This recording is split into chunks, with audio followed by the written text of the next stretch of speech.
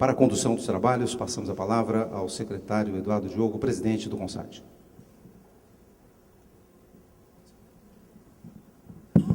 Muito bom dia a todos. Bom dia, pessoal. Bom dia. Bom, sejam todos muito bem-vindos aqui ao nosso segundo dia do nosso 6º Congresso CONSAD. Eu quero, de modo muito especial, saudar aqui esse palco, não a mesa, mas as pessoas, as personalidades, os amigos que estão aqui presentes. Quero começar dizendo que, do ponto de vista, para mim, pessoal, é uma alegria muito grande de ter aqui o nosso prefeito recém-eleito de Fortaleza, Roberto Cláudio, um jovem e que traz aí um trabalho enorme que será feito por ele, que vai não só atender, mas vai superar as expectativas do povo cearense com relação ao seu mandato, que é muito grande, prefeito. Você é um querido amigo, seja muito bem-vindo. Meu professor de 20 anos atrás, ministro Raul Araújo, do Superior Tribunal de Justiça, aqui presente. Raul, seja muito bem-vindo. Uma alegria muito grande poder contar com a sua presença. Governador, a gente teve agora, tive a alegria de ser reeleito para mais um mandato à frente do CONSAD. O mandato é o de 1 ano e agora, no nosso último fórum, fui eleito para mais um ano, então se encerra aí compulsoriamente no dia 1º de março do ano que vem. Então, me permitam também fazer um agradecimento muito especial a todos os conselheiros, amigos, pares meus dos outros estados que confiaram mais uma vez aí essa condução do CONSAD à minha pessoa nesses próximos anos. O presidente, sempre eu digo, é um espelho que reflete todo o brilho que emana de cada um de vocês. Muito grato pela confiança. E, governador, a saudação obviamente especial ao senhor, uma alegria muito grande, afinal de contas, jamais eu poderia nem concorrer à presidência do CONSAD se o senhor não tivesse me dado a oportunidade de ser seu secretário do Planejamento e Gestão, que para mim é uma honra muito grande, e o senhor me desse a oportunidade de servir ao povo do meu estado sob a sua liderança absolutamente inspiradora. Então eu faço aqui de público esse agradecimento e esse reconhecimento pela confiança e sou muito grato a isso. Posto isso, sem mais delonga, vamos então agora escutar o nosso governador, mas antes, governador, eu quero só dizer para o senhor que a gente tem aqui no nosso congresso 2.328 pessoas inscritas. Essa é a 6ª edição do nosso congresso CONSAD. Nós temos um comitê científico do mais alto gabarito, que ele avalia os trabalhos que nós recebemos. Nós recebemos 603 diferentes trabalhos de todos os estados brasileiros neste ano e foram selecionados 243. Esses trabalhos são apresentados em 63 diferentes painéis, que tomam aqui as 11 salas que a gente atua e que utiliza de modo simultâneo durante esses 3 dias, ontem, hoje e amanhã. Então, feito isso, essa rápida introdução e sem mais delonga, passo a palavra para o senhor. Seja muito bem-vindo ao nosso Congresso CONSAD. A palavra é sua. Por favor, por favor.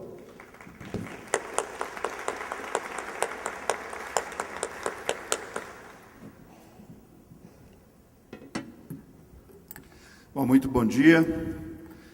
Queria cumprimentar a todos os secretários estaduais de administração, em nome do meu conterrâneo e amigo e colaborador Eduardo Diogo, que preside este conselho. A mesa aqui é uma mesa, não é à toa, não é por coincidência, 100% cearense. O ministro Raul, já ministro do Superior Tribunal de Justiça há 10 anos, só? Não, o tempo passa devagar. Ministro há 3 anos do Superior Tribunal de Justiça, é nosso conterrâneo, foi lá desembargador e, enfim, nos dá aqui o privilégio da sua presença. E o prefeito de Fortaleza, jovem médico, com doutorado nos Estados Unidos, mas que tem na vocação da vida pública de servir a sua motivação principal, e deputado estadual, presidente da Assembleia, foi eleito recentemente prefeito de Fortaleza, e os fortalezenses todos, e acho que mais do que os fortalezenses, todos aqueles que apostam no novo, que apostam na inovação, que apostam na eficiência da administração pública, depositam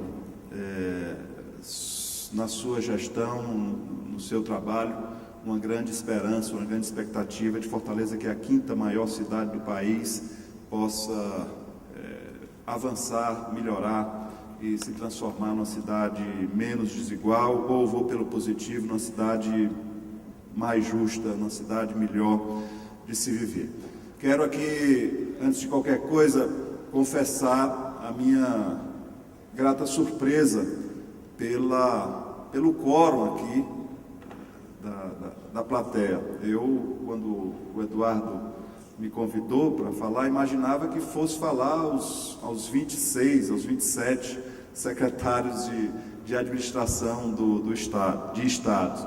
Mas, enfim, fico positivamente surpreendido, porque vejo que esse assunto, que é um assunto da maior relevância, administração, e que lá no Ceará nós vinculamos ao planejamento, é um assunto que desperta atenção, desperta curiosidade, desperta, enfim, vontade de aprofundamento e de conhecimento de uma plateia tão numerosa como é essa presente aqui ao Centro de Convenções de Brasília, neste 6º CONSAD. Então, isso obviamente aumenta a minha responsabilidade. Eu tinha, como já falei, imaginado que era falar para 27, e preparamos aí de última hora uma apresentação. Não é nem a apresentação padrão que faço, como governador eu tenho que visitar outros estados, tenho que visitar outros países, fazer propaganda, não propaganda de vaidade, mas a propaganda de venda do estado do Ceará, que é um estado que tem muitos desafios a serem enfrentados. É importante numa plateia como essa que a gente possa começar descrevendo um pouco o que é a realidade cearense, que é um retrato muito colorido, no bom sentido, muito rico, das desigualdades que existem no nosso país. E certamente, para qualquer pessoa que esteja na vida pública, esse é o nosso grande desafio. O Brasil, ao longo das últimas décadas, já venceu o desafio de implantar uma democracia, pelo menos no que diz respeito ao poder, ao direito dos brasileiros, todos eles, brancos ou ricos, negros ou brancos, pardos ou, enfim, índios, poderem votar e ser votados. No que toca a essa conquista de uma democracia política, nós já conseguimos alcançar. No entanto, em relação à democracia de oportunidades iguais para todos os brasileiros, nós certamente ainda temos um longo caminho pela frente, e é papel, repito, de quem está na vida pública, e considero o maior desafio do nosso país, reduzir as desigualdades. As desigualdades, elas estão presentes muito fortemente no nosso país em dois flancos. O regional. É impressionante a diferença de renda, de qualidade de vida, de serviços públicos que existe entre dois estados brasileiros, onde moram brasileiros igualmente. Também essa diferença se dá no plano social. No mesmo estado, numa mesma cidade, você tem uma elite muito rica, e uma grande maioria da população privada de serviços básicos, de direitos básicos, e considero, entre tantos, os principais aqueles que asseguram às pessoas o direito à vida. E ainda no nosso país, muitas crianças, muitas pessoas morrem pela violência, pela pobreza, pela fome, pela desidratação, pela falta de informação. Enfim, temos um grande desafio ainda na direção de assegurar direitos à vida a todos os brasileiros. Mas o mais agudo desafio é o que eu chamo de direito a oportunidades iguais. A minha crença, a minha convicção é de que as pessoas são diferentes. As pessoas são diferentes, cada um tem o seu talento, cada um tem a sua vocação, mas é papel, é responsabilidade básica do poder público, compreendida aí as suas três instâncias, governo federal, governos estaduais e administrações municipais, assegurar à população, ao conjunto inteiro, a 100% dos brasileiros, oportunidades iguais. E isso se faz por muitos caminhos, mas de todos eles o principal é uma escola pública de boa qualidade, que possa um dia fazer justiça e a gente ler a relação dos aprovados no curso de medicina, que é hoje praticamente em todos os estados brasileiros o curso mais disputado. Creio que daqui a alguns anos voltará a ser engenharia, mas hoje ainda é medicina. A proporção exata de alunos de escola pública aprovados na proporção de alunos de escola particular. Nesse dia, certamente a gente poderá comemorar, e eu sonho, espero e luto para que esse dia aconteça o mais rápido possível, que de fato nós temos no nosso país oportunidades iguais a todos os brasileiros. Vamos lutar por isso. Certamente, para alcançar esse sonho, é fundamental o poder público, os governos, e aí já vai um traço de ideologia, um traço ideológico, que eu faço questão de colocar muito claramente em qualquer exposição minha. As pessoas têm direito a pensar, a defender, a praticar qualquer tipo de ideologia. E o pior dos mundos é um mundo em que, posando ou fazendo às vezes, mantendo a aparência de neutro, as pessoas tentam induzir o coletivo a uma ideologia política, que infelizmente é o que acontece no Brasil, dada a absoluta manipulação e absoluta concentração de poder da grande mídia na mão de muito pouca gente, como regra, salvo as honrosas exceções, a serviço de oligopólios, a serviço de interesses nem sempre os mais legítimos e muitas vezes nem nacionais são esses interesses. Portanto, eu me defino como um social-democrata.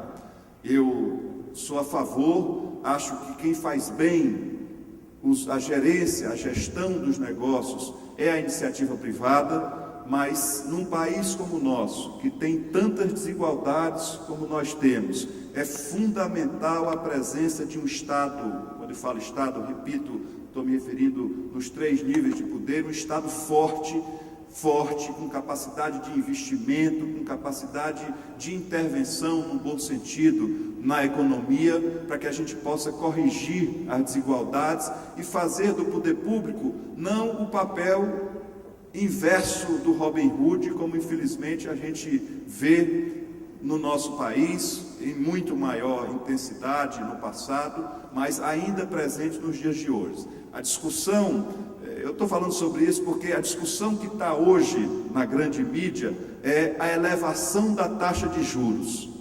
A quem serve isso? Quem é o interessado em elevar a taxa de juros? Por que o interesse em elevar a taxa de juros? Isso são reflexões que a gente tem que fazer, e é impressionante como num dado momento se consegue ter consensos ou pseudos consensos pelo grande poder concentrado da grande mídia em teses tão esdrúxulas como essa, né? O mundo inteiro vive taxas de juros muito baixas e em muitos países do mundo negativas, por uma conjuntura econômica. Mas no Brasil o juro virou meio de vida, virou meio de remuneração para muita gente, não é pouca gente. Não é pouca gente, é gente que se desvia. Uma empresa é constituída, e eu não vou, já para não ser mais atacado, eu não vou citar nomes, mas empresas que se constituem para fazer uma função A, tem na função remuneração de juro uma receita muito maior do que naquilo que foi fundada, naquilo que foi criada para fazer. Bom, me perdoe a digressão, mas isso tem tudo a ver, né? Tem tudo a ver.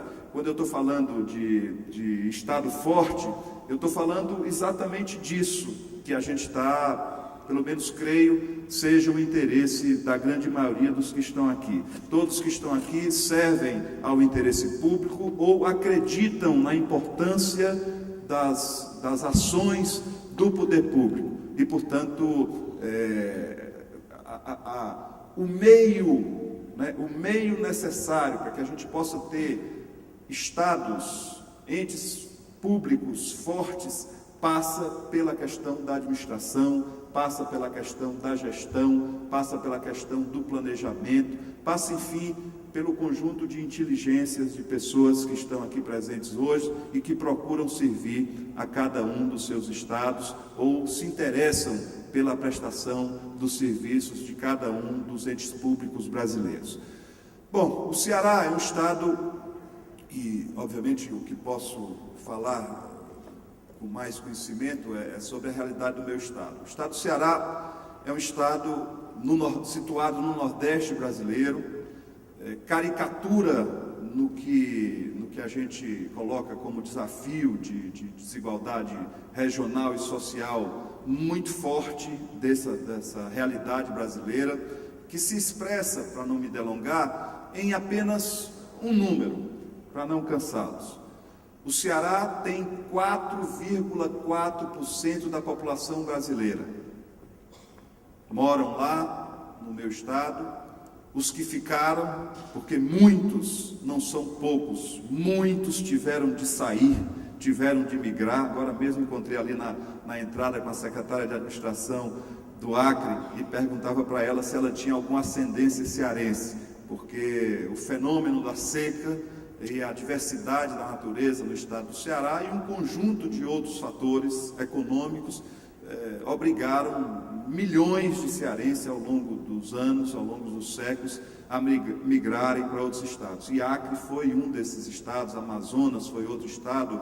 O Ceará é o único estado brasileiro que é governado, o cearense, posso dizer assim, o povo cearense é o único povo brasileiro que governa 3 estados brasileiros.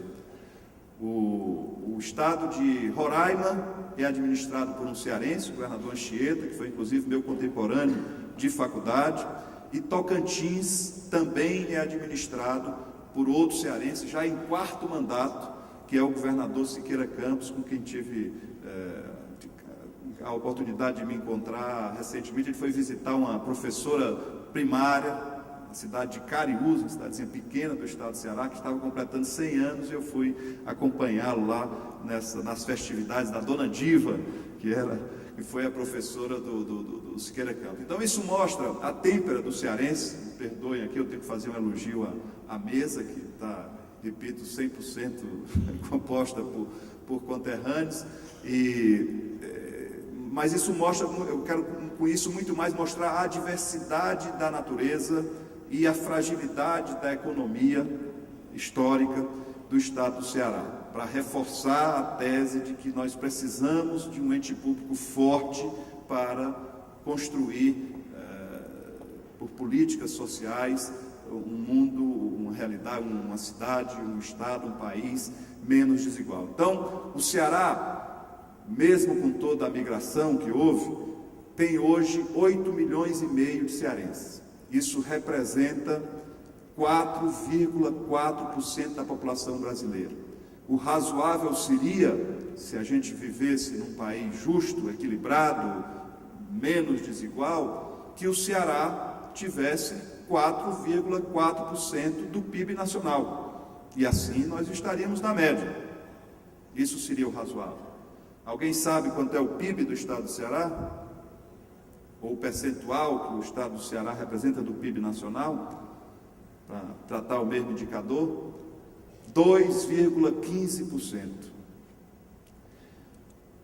Isso quer dizer, objetivamente, que o cearense vive com metade da riqueza do brasileiro.